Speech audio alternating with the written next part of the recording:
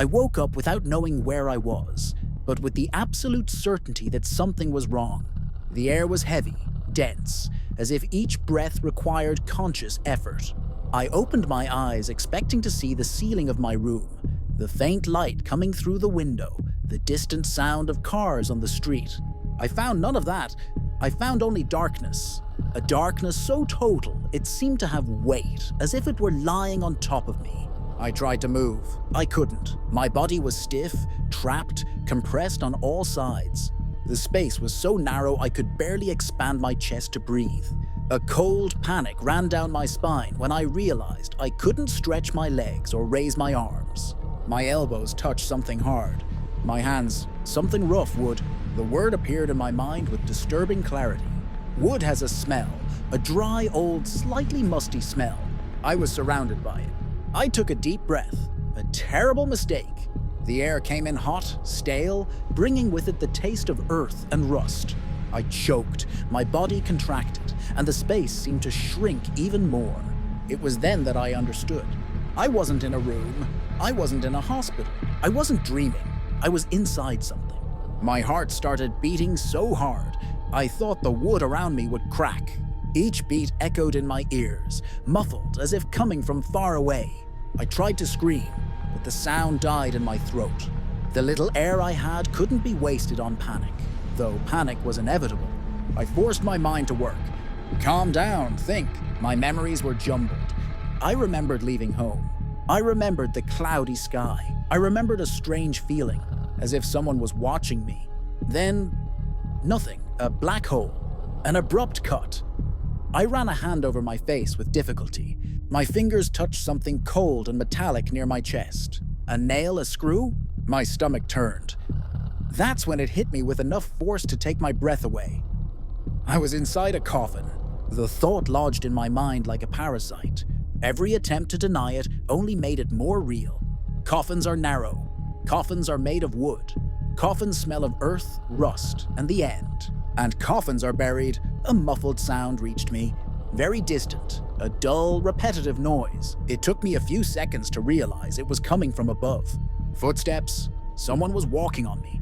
The sense of time began to unravel almost immediately. In absolute darkness, with no references, no sound other than my own body. Seconds and minutes blurred until they lost all meaning. All that existed was the now, and the now was suffocating.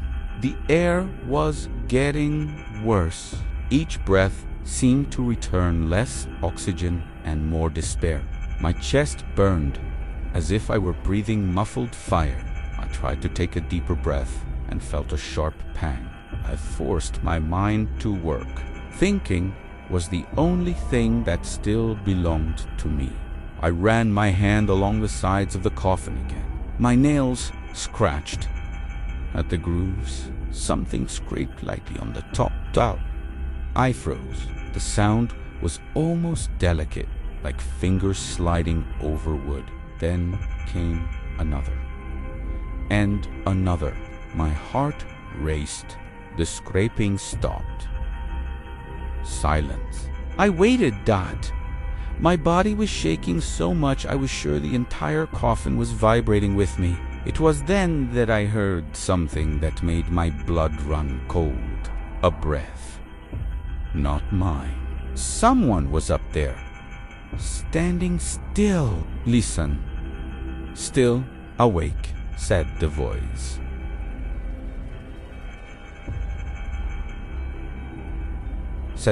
My body reacted before my mind. I started to pound hard, forgetting any conservation of air, any logic. Get me out of here, I screamed, feeling my throat tear. The laughter came in response. Low, short, controlled. Impressive, said the voice. Most scream first. You pounded. My fists were raw.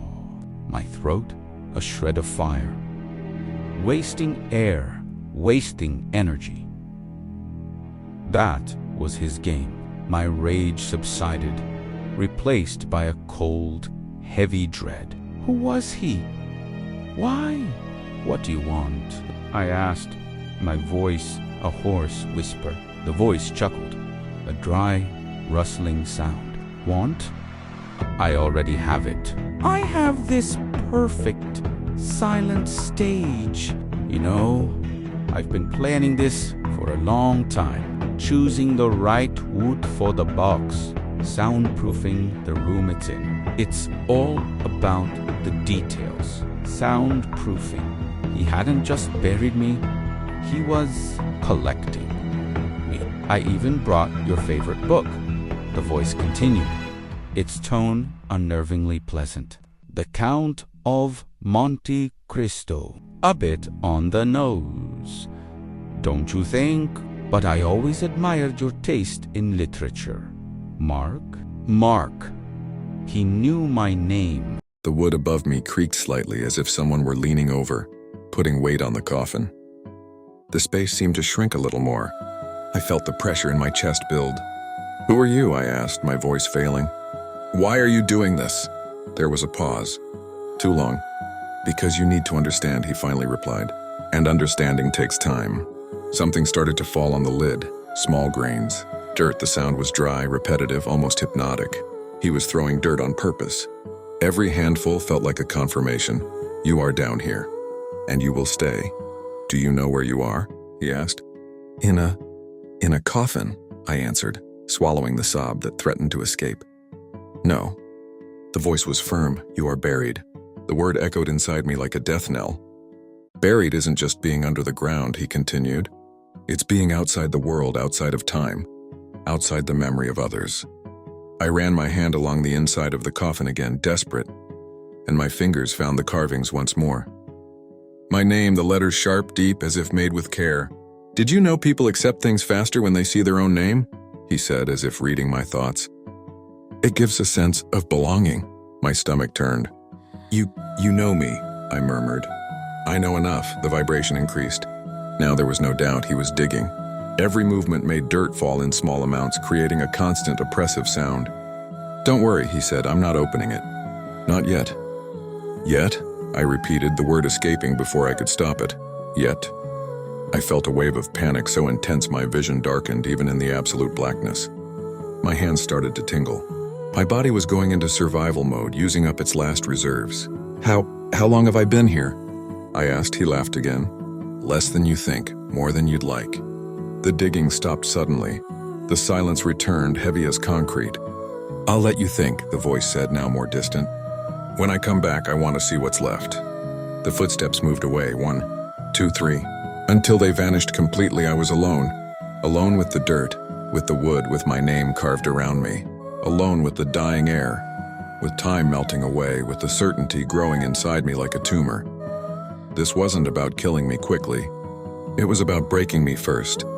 And buried there, I began to understand that maybe dying wasn't the worst part.